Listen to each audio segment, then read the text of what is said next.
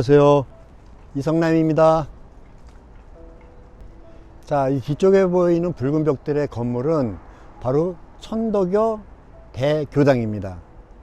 천도교는 1860년대 최초로 민족 종교를 만든 분은 바로 최재우라는 분에 의해서 만들어졌다가, 그 당시에는 여기를 갖다가 천도교를 서학에 반하는, 서양에서 들어오는 종교를 반대하는 의미에서 동학이라고 했습니다.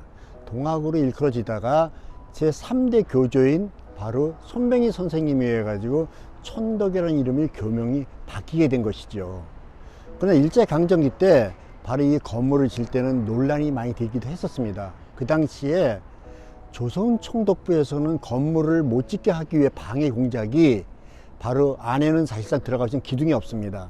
그런 이유가 건물이 너무 커가지고 위험하다고 그래가지고 이거를 축소시키라고 그래가지고 그 당시에 일본에 의해서 강제로 어려움이 많았던 차에 지금은 성당으로서 대교당으로 거듭나고 있는데, 그 당시에 이거 지을 때도 천도교 신도들이 한 300만 명이 됐었는데 기금을 십시일반 모금을 해가지고 모아서 이 건물을 만들게 됐습니다. 그래서 건물을 준공한 이후에 남은 돈으로는 우리가 3.1운동의 거점에 기금으로 사용했던 것이 바로 이 천도교라고 보시면 되겠습니다. 또한 여러분도 잘 아시자면은 어린이날 생각하면 누가 생각나냐죠? 바로 소파 방정환 선생님 생각나시죠? 바로 소파 방정환 선생님이 바로 어린이의 발상지도 바로 이 천도교 이 자리라고 보시면 되겠고, 또한 그 소파 방정환 선생은 이 천도교의 3대 교주였던 손병희 선생님의 사위가 되시기도 합니다. 바로 여기가 천도교 대교당입니다. 인사동에 여기 중앙에 들어온 승동교회는 사실상 길 옆에 있지 않고 안쪽으로 쑥 들어와 골목 들어와서 있는 교회입니다.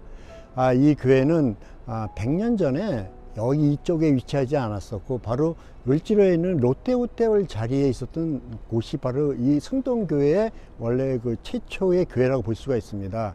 그때 롯데호텔 쪽에 있었던 교회 이름은 곤당골 교회라고 그래가지고 그 지역의 이름을 따서 만든 교회입니다. 그러나 최초에 여기 선교사로 왔었던 사무엘 포엔 무어라는 선교사는 그 당시에 일반인들을 갖다가 포교 활동을 하신 게 아니라, 그 당시에는 조선시대 천민이라고 그러면 백정이죠.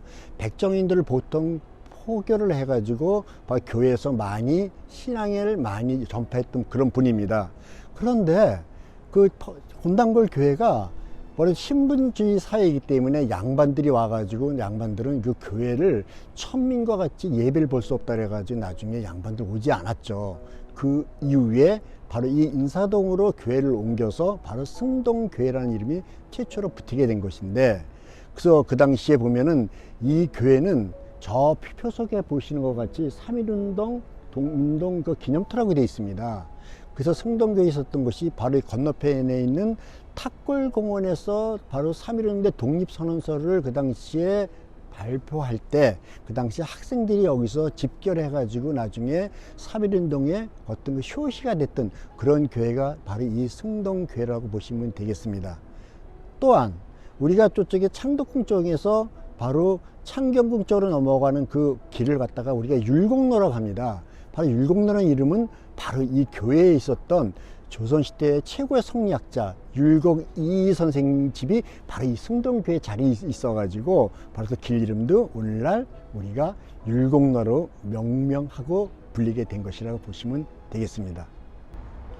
이곳은 운영궁입니다. 운영궁이라는 이름은 바로 이 뒤쪽에 있는 서원관이 있어가지고 요즘 말하자면 기상청 같은 곳인데, 서원관이 있는 곳인데 바로 여기가 구름제라고 하는 언덕이 있었습니다. 그러니까 구름제라는 것은 운현을 뜻하는 것이기 때문에 거기에 있었던 여기 대궐 같은 집은 바로 막강한 힘을 가진 바로 흥선대원군의 집입니다.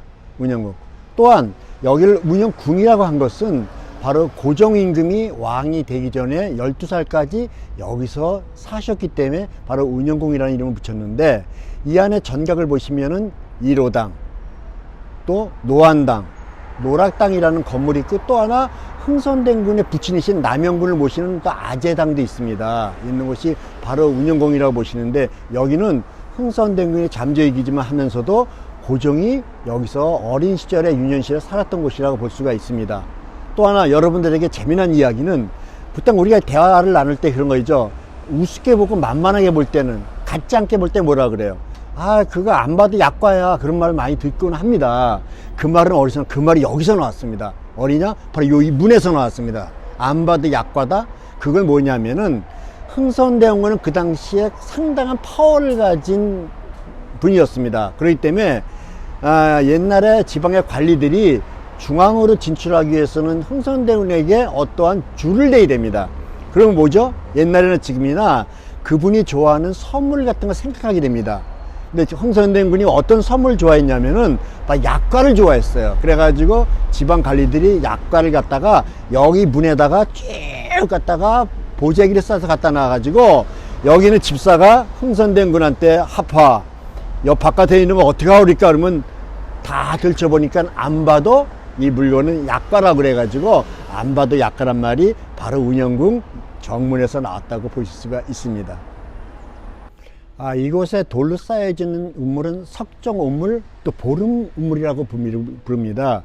조선시대 여기 동네 이름이 북촌의 안에서도 석정골이라고 했죠. 왜냐면 돌로 쌓여진 우물이 있어서 석정우물인데, 바로 안국역에서 중앙고등학교 올라가는데 오른쪽에 자리 잡고 있습니다. 근데 석정우물은 보름우물이라고도 칭하게 된 것은, 보름은 맑었다, 또 보름은 흐렸다 그래서 바로 보름우물이라고 했습니다. 그것은 이따가 다음에 될 그 가해동 성당도 가겠지만, 이 지역은 천주인들을 박해를 당했던 그러한 곳이 또 있기 때문에 우리나라에 최초로 오게 된 중국의 주문부 신부님이 이 석정우물에서 물을 떠다가 성수를 사용했기 때문에 아마 이 우물이 천주교에서 사용했던 성수의 최초의 우물이 아닌가 싶습니다. 또한 우리나라에 보면 김대군 신부님도 바로 이 석정우물에서 물을 가지고 성수를 사용하기도 했습니다.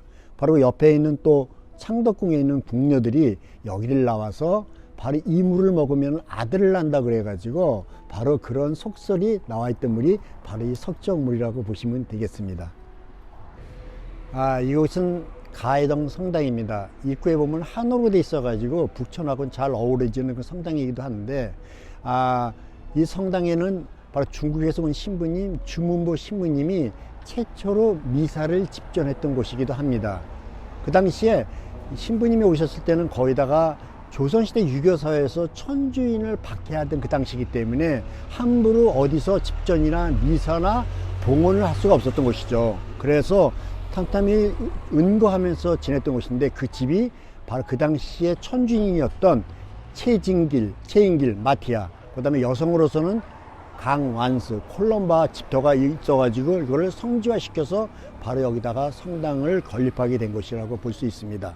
또한 여기는 바로 흥선대원군의 손자이자 고종의 5번째 아들인 의친왕이 바로 여기서 1955년도에 영세를 받은 곳이 또 이쪽입니다. 그래서 영세명이 그 당시에 바오라는 이름을 영세를 이곳에서 받았고, 또한 그의 부인인 김마리아라는 이름도 여기서 바로 영세명을 받은 뜻깊은 장소가 바로 가해동 성당입니다.